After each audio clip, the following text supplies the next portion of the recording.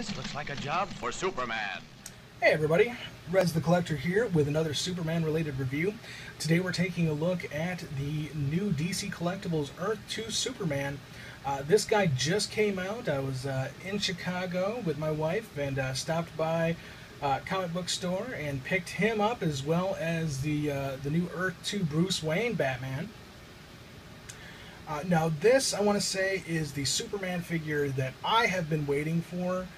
Every time DC Collectibles announced a new figure, it was just irritating me more and more and more because they hadn't announced this guy, and this was a figure I really wanted. I was really digging on the new 52 Earth 2 Superman costume. And they finally announced it. Took forever, but he's finally out, and I was able to get my hands on him. Now, like everybody else, I'm torn on this figure. There's aspects of it I like, there's aspects of it I don't like, and I find they made some really odd choices with it. So, for those of you who don't know, Earth 2 is a second world next to the primary Earth, and of course, when DC Comics rebooted everything with the new 52, they started with the primary Earth, and then eventually reintroduced Earth 2. Now, while I do enjoy the Earth 2 stories, and I have a few of them, I haven't kept up with it. I've only got up to like 6 or 7 in Earth 2. And I did get the Superman Batman ones where they crossed over into Earth 2. The original reason for Earth 2 was that was where the Golden Age heroes, the original versions of our heroes, were supposedly living and taking place. The heroes from the 30s, 40s, and 50s, or 30s and 40s. The original Superman, the original Green Lantern, the original Flash, the original Wonder Woman, all of these original characters and their original looks and their original stories. Once DC wanted to reboot everything, as you can see, rebooting is something that DC does quite often, in what we now call the Silver Age of comics, they changed a lot of character aspects. Some of them not so much. Batman didn't get a whole lot of changes. He was still Bruce Wayne. He still had a ward named Dick Grayson. Superman, very few changes. They changed the Daily Star to the Daily Planet. They changed his costume a little bit. Of course, all of these characters have ever-evolving costumes. Some changes more drastic than others. Wonder Woman slightly changed. Green Lantern completely changed from a magic lantern to a space police force. Completely changed the guy behind it. Instead of Alan Scott, it was Hal Jordan. The Flash definitely changed. Instead of Jay Garrick with his helmet reminiscent of, what is it, Mercury? It was Barry Allen, and instead of a hard water experiment, it was lightning in a lab accident. So they originally changed all of these things, but people still liked those original heroes. So they eventually created Earth 2, where all of these heroes still lived, and then allowed them to cross over with Earth 1. Now the great thing about that is these Earth 2 heroes still lived in their eras. Like the 40s and the 50s, with like World War II, and it made a lot of interesting ways to cross over. Now I don't really get it with the whole new 52 thing. There's no real reason to go back and do this because it's still taking place in basically a modern era. It's just taking the characters and putting them in slightly different situations or slightly tweaking who and what they are, such as the Flash getting his powers from a Greek god, and Green Lantern, instead of being a cosmic police officer, is a basically he's Captain Planet. I mean, yeah, there's a lot of differences with what they've done with Earth 2. They're taking the characters in different ways. It's almost like they created one world of an Elseworlds, and they're going with it. All that being said, we're taking a look at the Earth 2 Superman here, and like I said, this is one version of the Earth 2 Superman costume. This is actually the version from the cover, and I want to make that distinction, the cover of Earth 2 #1, and the promotional art for the Earth 2 comics. But this is not actually the costume that appeared inside the book. Now, if we take a look here, and I went and got my Kindle so that we could take a look because all of my comics are on Kindle. Now, as you can see here, this is the cover of Earth 2 number 1. And you can see Superman in that same costume. There's no yellow band at the bottom of the S. We've got the yellow stripe there reminiscent of the original yellow belt. And of course you can't see his back. But once you go actually into the comic,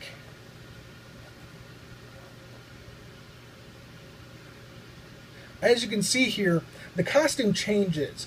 That bar up at the top of the S gets much thinner.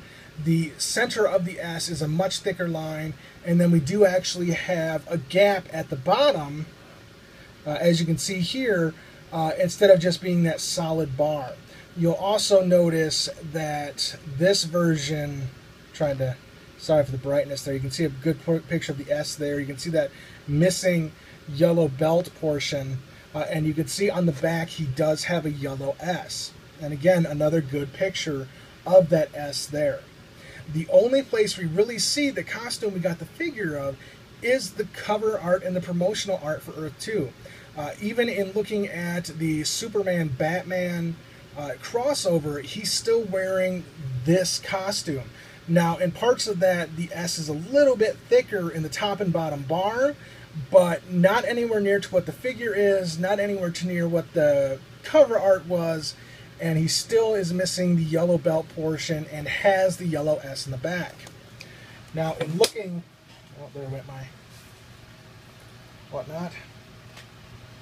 Now, in looking at the figure, you can obviously see this is based off of that cover art and not the actual costume that we got. Now, I loved that cover of Superman. I loved the way he looked in it. But there's a couple of things I wish that they had kind of brought together with the two costumes, or if they had, just stuck with this costume inside the book, that would have been great.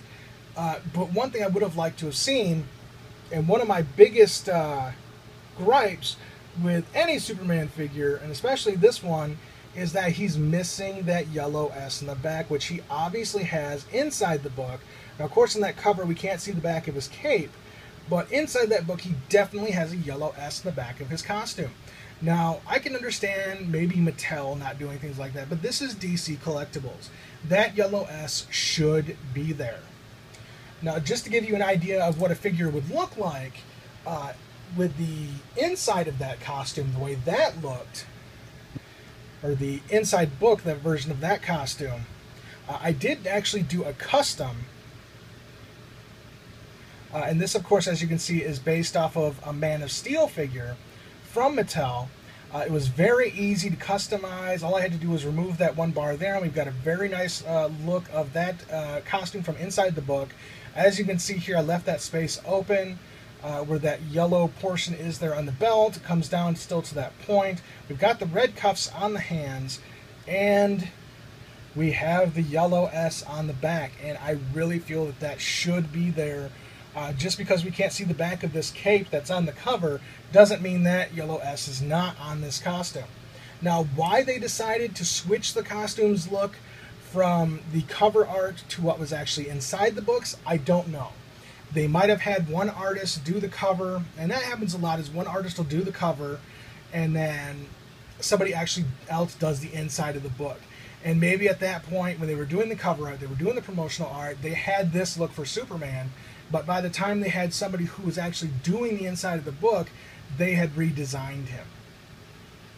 Again, I don't know why DC decided to go with this one version that we really only saw in the cover and promotional art instead of the costume that was actually in the book. Now, don't get me wrong, I love that the way this S looks. I love the yellow belt portion. The yellow belt portion. The problems I really have with this is, of course, that missing yellow S. And there were some tweaks that were done between the production, or the pre-production figure, and of course what we got. And one of those is, I've seen a lot of people talking about, is the hip joints are much different than the pre-production photos. In the pre-production photos, we got a slanted hip joint that looked much more natural. Of course, as you can see on the figure here, we've got rounded legs that go up into the hips, and it doesn't look like a natural figure. It really brings you out of the figure looking at that portion of it. And then, of course, the other huge gripe about this figure is the face. So many people, and I'm going to include myself among them, are really not happy with the head sculpt on this figure. For one, I can see him looking younger. That's fine. I don't really think that he was younger at this point, because where this is based off of right before he died or was taken away to Apocalypse, wherever that storyline is going. I actually haven't read those yet. He was actually a older version of himself. If you read the Superman-Batman crossover, where the younger version of the New 52 Superman, the one still wearing the t-shirt, crosses over, he meets an older version of the Earth 2 Superman who was much more experienced. So he would not have been this young looking. And regardless of if he was young looking or not, you can say that Superman is basically immortal, and as long as he's under the yellow sun, he's going to stay young looking. That's fine. But the head sculpt is still bad. It's too small. His head basically is the same width as his neck, and that is just not, that's not what people look like. His head is just, it's way too small for his body. He looks effeminate. He looks, yeah, he does. He looks, I've heard a lot of people say he looks like basically Wonder Woman's younger sister. And he does. He does not look, you could take this head and basically put it on a girl, and it would look fine. I may end up, I've got another one of these coming, actually. One I actually ordered off the DC website. Of course, hasn't been released yet, because there it's still a pre-order, even though brick and mortar stores have them. I may actually end up doing some head swaps with some other figures just to get him a better look. Because, yeah, this is definitely, that head sculpt on here is definitely not a good look for this figure. So there's basically my problems with it. We're missing a yellow S. The hip joint is terrible, just in the way it looks. Especially, it might not be that bad had we not gotten that pre-production photo with that great-looking hip joint on it. I mean, in looking at most of the other figures in the line, they do have, like Green Lantern has the same hip. Sorry about that, guys. My phone was actually full and I had to go delete some stuff before I could continue recording. So, like I was saying, some of the other figures have these hips, and it wouldn't be so bad had we not seen those pre-production photos of this with that much better hip joint.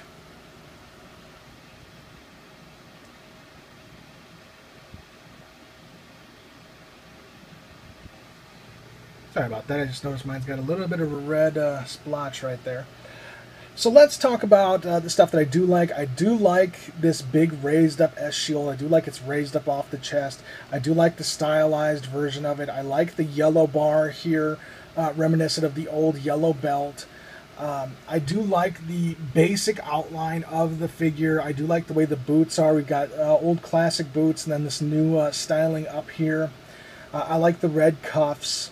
I do like the way the cape looks. I just am disappointed that it's missing the yellow S. Let's talk about articulation on him.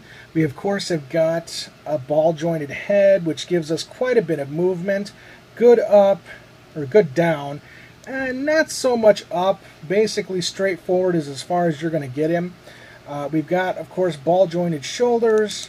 We've got a bicep swivel, we've got a bend at the elbow, and we've got wrist movement.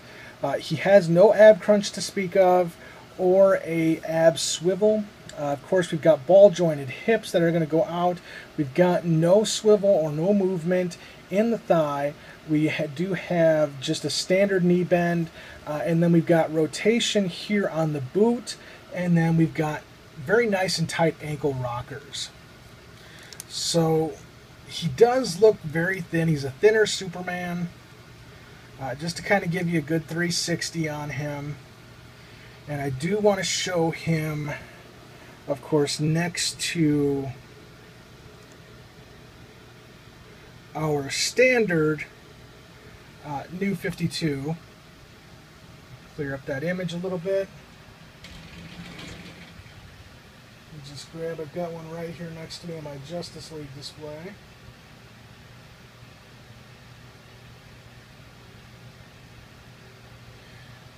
this, of course, is the new 52 Earth 1 Superman. As you can see, he's got a much more muscular body. Still an interesting type of face sculpt that people have had problems with. But overall, a much better figure. He looks better. He looks much more proportionate. His head is not extremely narrow. He's got a very nice hip joint. So overall, definitely the original New 52 DC Collectibles Superman is beating out the new Earth 2 one. But for any Superman collector, this new Earth 2 Superman is going to be a must-buy for any collection. You're going to have him. You're probably going to have the same problems with him that I do, but if you want your collection to be complete, and I know that the majority of my viewers are, like, well, yeah, you know who you are, Stu, Jamie, Travis. I mean, all you guys are going to end up picking this guy up. Form your own opinions of him. I mean, that's really all I've got to say. Now, of course, I am going to be reviewing the new Bruce Wayne Batman, and I will be taking a look at all of the Earth 2 figures thus far. I have every one of them except for the new Hawk Girl. I wasn't sure I was going to pick her up, but I have every other Earth 2 figure, so at this point, might as well just to complete the Earth 2 set. But there you guys have it. This was the Earth 2 DC Collectibles Superman figure. I, of course, Rez the Collector. If you're not a subscriber, please subscribe to the channel, rate and comment. I do try to get back to everybody. I might not. Life is hectic, but I read every comment. I enjoy every comment, and I'm thankful for every comment. I'm also thankful for every subscriber. And I try to bring you guys new reviews of everything that's hitting. Of course, we're going to have that new Batman. These have just come out. I've got some other stuff that needs to be reviewed. And of course, I am hitting Chicago Comic-Con in less than 2 weeks. That is going to be, hopefully, a massive haul. I'm going to be looking for new stuff. I'm going to be looking for older stuff that I don't have. Statues. I mean, I don't know what I'm going to come home with. Because who knows what's going to be there. Who knows what's going to be in my price range. But I'm hoping to come home with some seriously epic stuff. I'm going to share it all with you guys. Of course, we'll be taking a look at the collection as a whole. I am planning on moving my collection room. I did get a new display case. All that's going to be coming. So stay tuned, guys. Watch for new videos. I want to thank you for watching, and you have a very nice day.